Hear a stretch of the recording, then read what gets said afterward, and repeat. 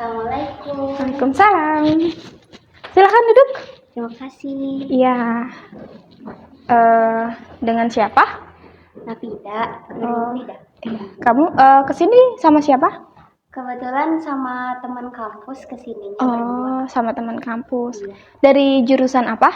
Perbandingan mazhab dan hukum. Oh, menarik. Ya. Bagaimana perjalanan ke sini lancar? Alhamdulillah lancar, tapi sebenarnya tidak terlalu lancar soalnya tadi ada macet sedikit. Oh iya, emang lagi macet ya pagi. Iya. Tahu dari siapa konseling ini? Kebetulan tahu dari saudaranya teman aku. Oh. Gitu. Iya, jadi disaranin. Disaranin. Iya. Oh, baik. Tapi sebelumnya udah pernah melakukan konseling? Belum pernah. Iya. Tahu apakah konseling itu bagaimana? Belum tahu. Belum tahu. Nah, di sini saya jelaskan dahulu ya. Konseling itu proses membantu dari konselor, yaitu saya sebagai konselor dan Nafida sebagai konseli. Jadi Nafida sebagai orang yang dibantu dari permasalahannya. Seperti itu. Dapat dipahami? Ya.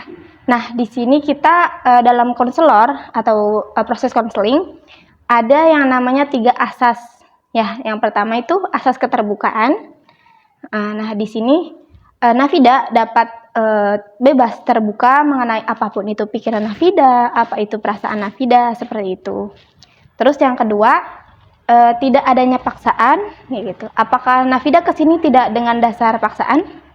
Enggak sih. Enggak, hanya ini ya, hanya saran dari saudara. Tadinya emang nggak mau, cuman udah dipikir-pikir, jadi oh iya kayaknya boleh deh dicoba. Ya, berarti itu keinginan dari Nafida sendiri? Ya. Terus yang ketiga ada asas kerahasiaan. Di mana asas kerahasiaan ini kerahasiaan. Jadi kita saling terbuka.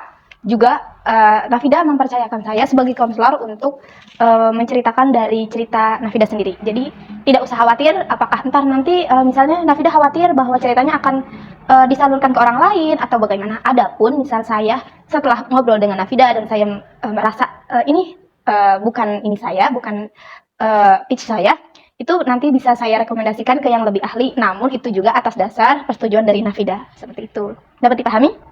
Ya. Sebelumnya bagaimana perasaannya hari ini? Hari ini insya Allah lumayan baik ya. Baik. Dan kalau yang sedih-sedih pasti ada sedikit-sedikit. Ya. Bagaimana? Mungkin Nafida ke sini dengan ada tujuannya ya. Jadi tidak mungkin karena iseng-iseng kan? Ya. Sebelumnya ada yang ingin diceritakan dari Nafida, apakah itu dari kecemasan Nafida atau apa yang mengganggu dari perasaan Nafida di kesehariannya atau bagaimana sehingga Nafida disarankan sama saudara Nafida untuk kesini?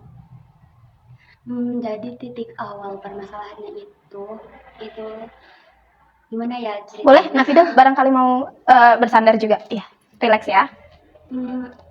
Jadi latar belakangnya itu sebelumnya kan saya itu termasuk orang yang aktif gitu ya, mau aktif di akademik ataupun aktif bersosialisasi gitu.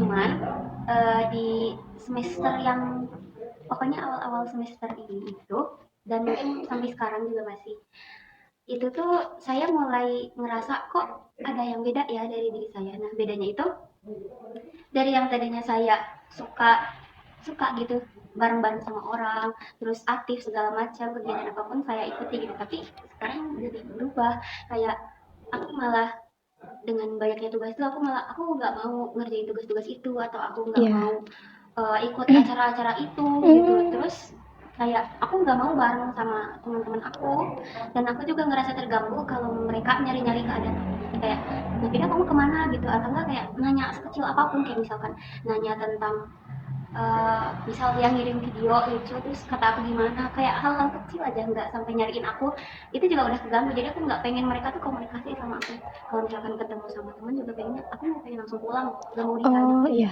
Itu yang bikin aku bingung tapi aku tahu itu salah gitu Ya. aku ngerasa salahnya beda cuman aku nggak tahu kenapa aku bisa kayak gitu takut gitu loh Jadi kamu seperti menghindar dari sosial seperti itu, tidak mau bersosialisasi tapi dulunya sangat aktif dengan sosial. Tapi apakah kamu menyadari sebelum kamu di titik kamu memutuskan sosial dengan lingkungan kamu, apakah ada yang mengganjal atau apa yang membuat tiba-tiba kamu ingin melakukan itu? Kalau masalah sih, aku nggak tahu sih pastinya dari mana soalnya kayak kalau perasaan sedih itu kan berangsur-angsur gitu loh, Bang. Iya, Ini iya. kayak kerasa sedih, kesananya tambah sedih. Mm-mm. Tapi yang aku rasa dia jadi peristiwa yang paling nentuin sedih aku itu bukan paling nentuin sedih, kayak awalnya gitu ya. Ada di suatu acara, aku itu lagi pusing banget, tugas aku itu banyak kan. Terus aku juga kurang paham dengan apa yang aku kerjakan, makanya aku tuh pusing, ini gimana ya, aku belum ngerjain ini, terus aku juga gak ngerti. Ditambah aku malah ada acara itu. Nah, acara itu tuh juga benar-benar sibuk dan di bidang yang aku sendiri sebenarnya aku bisa, cuman aku nggak terlalu ahli di bidang itu, dan itu juga menyita waktu banyak. Terus ada juga di acara itu tuh jadi ada satu hal yang gak aku suka yang bakal ada di acara itu, kayak tahu uji mental kan ya kak? Uji mental? Iya, uji mental, Oh, kayak misal dimarah-marahin gitu. iya. Sebenarnya aku tahu yang kayak gitu itu bohongan dan aku juga udah sering.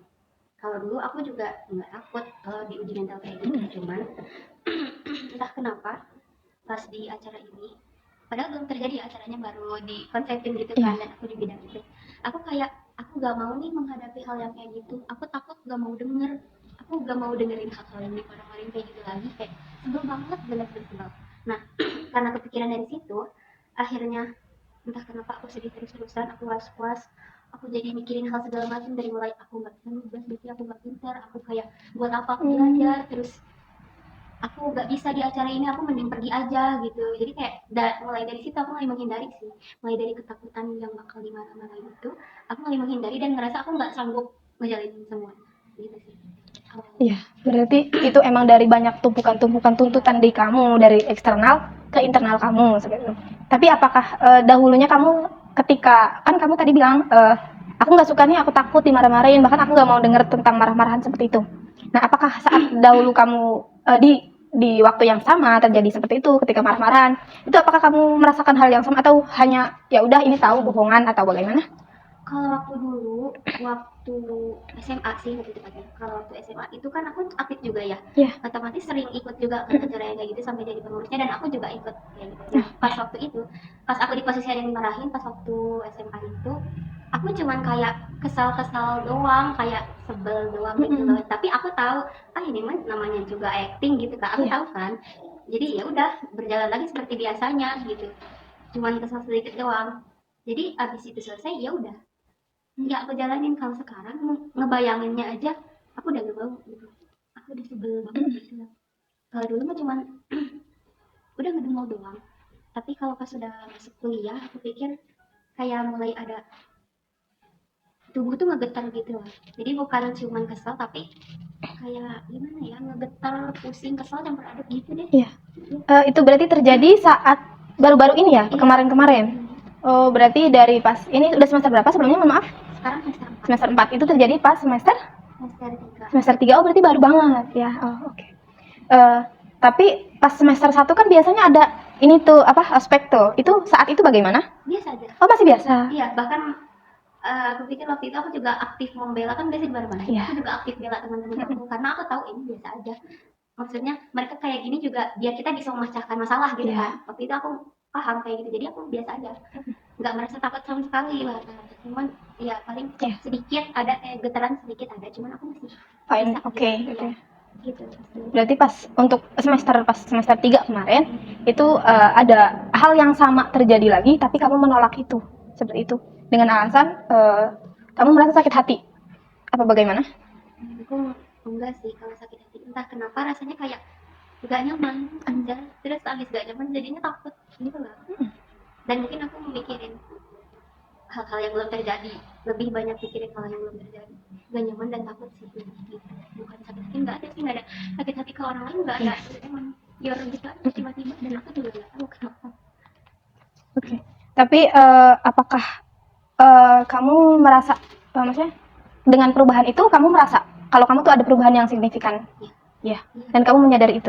Iya, apalagi dari dulu kan aku rajin tes MBTI ya. Ya walaupun MBTI kurang akurat karena emang harusnya ya lebih benar gitu tesnya. Cuman ya aneh juga kan, masa dalam misal kurun waktu 3 tahun aku bisa berubah sampai berkali-kali, dan emang kelihatan beda di aslinya juga gitu lah.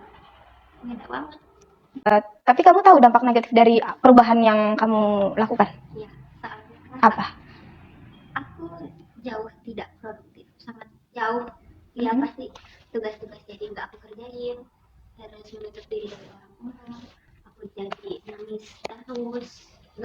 banget nangis. Kalau lagi ketawanya berasa berlebihan juga. Terus ya gitu, jadi harusnya kan tidur itu istirahat, ini jadi nggak bisa tidur kan, nggak bisa tidur karena Oh, dia nangis terus itu, nangis sampai pusing. Jadi walaupun nggak nangis juga nggak bisa tidur gitu. Makanya paginya capek, banyak yang terbengkalai, makan juga jadi nggak pengen makan, bahkan sampai kalau lagi itu bangetnya tuh sampai kayak aku gak mau ngejalanin hari esok.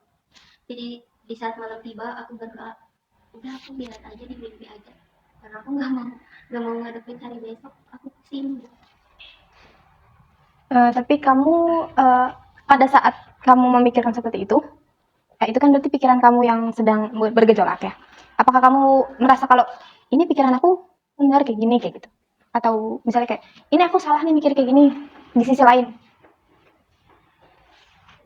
Sejauh ini ya pikiran aku menganggap itu benar, lebih dominan daripada menganggap itu salah. Tapi dengan kamu berpikir seperti itu, apakah kan dahulu kamu berarti kan orang yang bersosialisasi sangat tinggi. Berarti kan biasanya kalau orang yang bersosialisasi sangat tinggi itu berpikirnya logis, kan begitu? Tapi ketika kamu melakukan pemikiran yang seperti itu, berarti apakah kamu berpikir termasuk itu berpikir logis? Kalau secara logis sih aku masih bisa mikirin logis, misal kayak kalau aku banyak tugas ya harusnya dikerjain dong, bukan malah ditumpuk. Atau kalau aku eh, sama orang-orang harusnya gabung dong, kenapa gini, kenapa harus takut sama orang-orang, pada itu aku masih punya pemikiran gitu, cuman aku ngerasa aku nolak itu, enggak bisa. Jadi kayak di setiap pemikiran aku tuh mereka tuh berperang. Oh, Dua kubu itu tuh, yang satu bilang kamu bisa kok gitu kan, kamu bisa, yang satu lagi enggak, kamu nggak bisa gitu. Kenapa? Jadi yang satu positif yang satu negatif, cuman aku pikir yang negatif yang lebih kuat. lebih dominan seperti itu. Baik, mungkin untuk tahap satu karena kita masih ada tahapan selanjutnya seperti itu. Untuk tahap satu, boleh saya kasih saran? Boleh.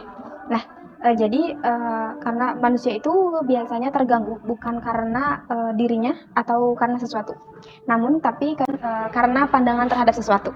Jadi ketika kamu memandang sesuatu dengan cara pandang yang tidak baik atau cara pandang yang bisa dibilang salah, itu akan mengganggu dari Nafida sendiri. Gitu. Mungkin kan awal cara pandang Nafida terhadap sesuatu seperti yang tadi ospek, itu kan masih baik-baik saja. Mungkin karena untuk dari semester 3 kemarin banyak dari gangguan-gangguan yang lain menjadikan Nafida berpandangan terhadap sesuatu itu menjadi sangat tidak nyaman seperti itu ya. Sehingga menjadikan Nafida terganggu aktivitasnya seperti itu yang sudah dijelaskan tadi.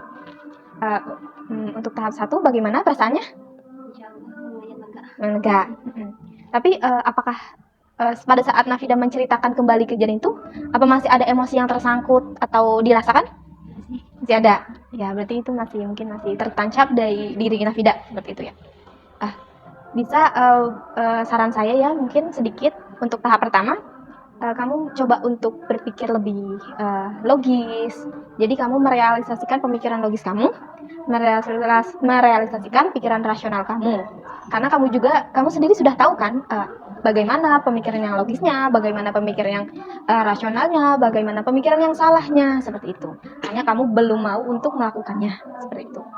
Nah, boleh sebelum kita ke tahapan kedua, boleh kamu mencoba hal-hal yang mungkin dibilang sepele gitu ya, hal-hal yang kecil, coba kamu lakuin itu dengan gembira. Misal kamu kan banyak tugas nih, yang banyak tugas itu kan kamu gak suka nih, coba kamu melakukan tugas-tugas lain dulu, bukan dari tugas akademik. Misalnya kamu, aku mau nyoba ini, misalnya tugas-tugas kecil kamu, misalnya kamu misalnya tugas sebagai anak, kamu mencuci piring atau melakukan pekerjaan rumah anak kayak gitu. Bisa dicoba? Ya, baik. Untuk tahapan satu mungkin dicukupkan dulu ya. Terima kasih atas kunjungannya dari tahap pertama. Apakah dari Nafida sendiri apakah mau dilanjut dengan tahapan kedua atau bagaimana? Mau. Oh, oke. Mungkin bisa nanti dijadwalkan kembali ya untuk tahapan kedua seperti itu. Terima kasih juga. Sehat-sehat ya. Ya.